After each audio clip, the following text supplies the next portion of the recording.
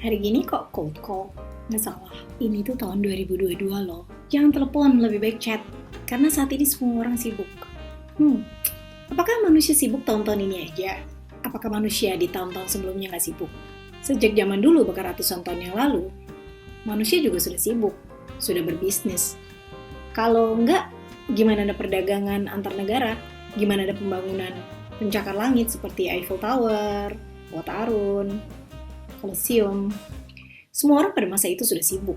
Jadi harusnya sih kita nggak heran kalau saat ini orang juga sibuk. Jika Anda seperti kebanyakan pemilik bisnis, Anda mungkin telah membaca banyak sekali artikel yang mengklaim bahwa cold call sudah berakhir dan sudah nggak berguna lagi, bahwa itu sudah tidak efektif, sudah ketinggalan zaman, sudah membuang-buang waktu saja, dan menjengkelkan. Apalagi prospek yang kasar juga bisa membuat tim sales Anda menjadi stres. Apakah benar seperti itu? Seperti video saya sebelumnya bahwa saya berhasil memasarkan bisnis saya dengan menggunakan strategi cold call. Tapi mungkin Anda masih bertanya, masih efektif digunakan saat ini? Saksikan video ini sampai akhir dan saya akan berbagi tips mengenai data statistik cold call di tahun 2021 dan strategi melakukan cold call untuk tahun 2022. Buat Anda yang baru pertama kali berjumpa dengan saya, perkenalkan saya Marilyn Sophie, praktisi dalam pengelolaan travel agent dan pemasaran selama lebih dari 20 tahun. Dan di channel ini saya berbagi tips mengenai cara memasarkan bisnis pariwisata dari rumah secara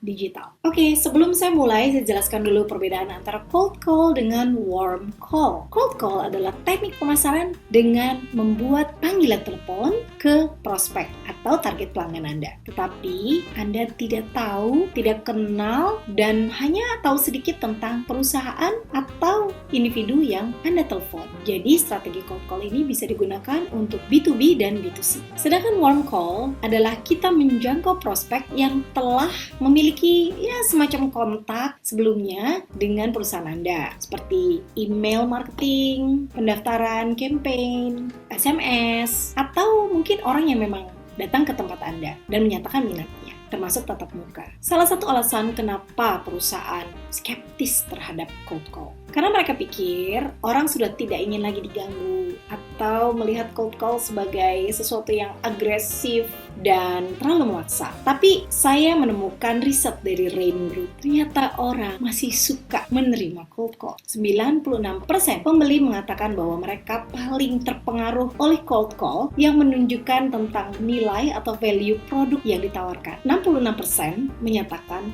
bahwa cold call menyoroti solusi untuk masalah bisnis mereka. Jadi mereka merasa mendapatkan solusi, lalu mereka mau diajak untuk berdiskusi dan bertemu. Lebih dari 3/4 sales menghubungi prospek pada waktu yang tepat dan memiliki pengaruh yang besar pada tingkat konversi. 54% pembeli menginginkan informasi terperinci tentang fitur dan layanan produk perusahaan Anda pada saat menerima telepon yang pertama. Tapi hanya 23% saja yang mendapatkan informasi setelah pertemuan yang pertama. Sayang ya. Nah, sekarang kita lihat cold call yang efektif berdasarkan data statistik. Sales rata-rata melakukan telepon 45 kali setiap hari. Dan waktu yang terbaik untuk melakukan cold call adalah jam 4 sore sampai jam 5 sore. Jangan lakukan antara jam 2 siang sampai jam 3, karena itu adalah hari terburuk. Dan dalam satu minggu, hari yang terbaik untuk melakukan cold call adalah hari Rabu. Dan ternyata hari Jumat adalah hari terburuk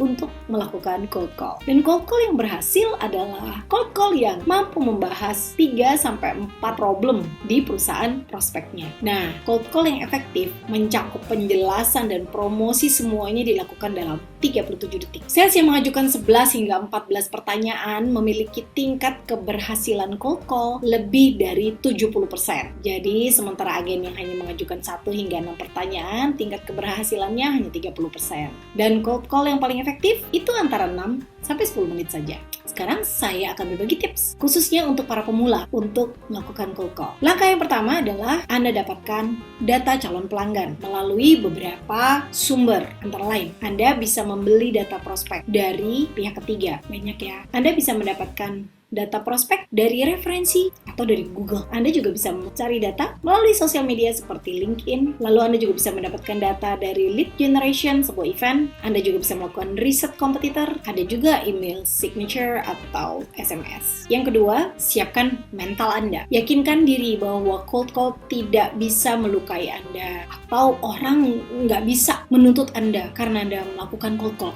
Jadi jangan takut ditolak. Anggap sebagai permainan. Jangan kecewa karena Anda sudah melakukan 2 kali cold call dan ditolak. Karena untuk mendapatkan 1% pasti ada 99% yang menolak. Jadi santai aja. Lakukan seperti moto Nike, just do it. Nggak usah mikir, karena makin sering Anda lakukan, semakin Anda kuat. Anggap saja Anda olahraga, semakin sering Anda lakukan, Anda semakin kuat. Yang ketiga, siapkan skrip. Karena dengan skrip kita dapat teratur dan terarah. Tapi dilakukannya dengan alami, jadi jangan kelihatan banget kalau Anda tuh membaca skrip. Skrip diperlukan karena Anda harus memperkenalkan diri dan menceritakan value produk Anda dalam waktu 7 detik pertama. Karena di 7 detik pertama inilah yang akan menentukan 20 menit ke belakang. Tapi jangan lakukan seperti banyak sales yang ngebut bicara banyak sekali dalam 7 detik. Too much. Anda bisa hanya sampaikan siapa Anda dan value dari produk Anda. Jangan terlalu banyak cerita mengenai betapa hebatnya perusahaan Anda, karena jujur aja orang nggak peduli gitu loh. Sampaikan poinnya, dan yang terpenting adalah Anda bertanya kepada prospek. Semakin banyak prospek Anda bicara, semakin Anda bisa menggali kebutuhan prospek Anda. Dan Anda bisa langsung menawarkan solusi. Yang terakhir, kalau memang mereka sudah suka dengan Anda, ikat mereka dengan perjanjian. Bukan perjanjian langsung beli ya, tetapi perjanjian dalam membuat jadwal meeting, virtual meeting ataupun offline meeting. Dan pastikan Anda mengirimkan link meeting itu di email mereka. Dan Anda pastikan bahwa mereka menerima invitation link Anda. Dan nanti pada saat Anda bertemu, lakukan negosiasi dengan baik. Mengenai cara bernegosiasi secara online ataupun secara offline, saya sudah memberikan tipsnya pada video yang berikutnya. So, jangan lupa untuk klik di tombol bell supaya Anda terus mendapatkan video yang lainnya. Semoga ini bermanfaat buat pemula di bidang pariwisata. Sukses buat Anda semua. Bye!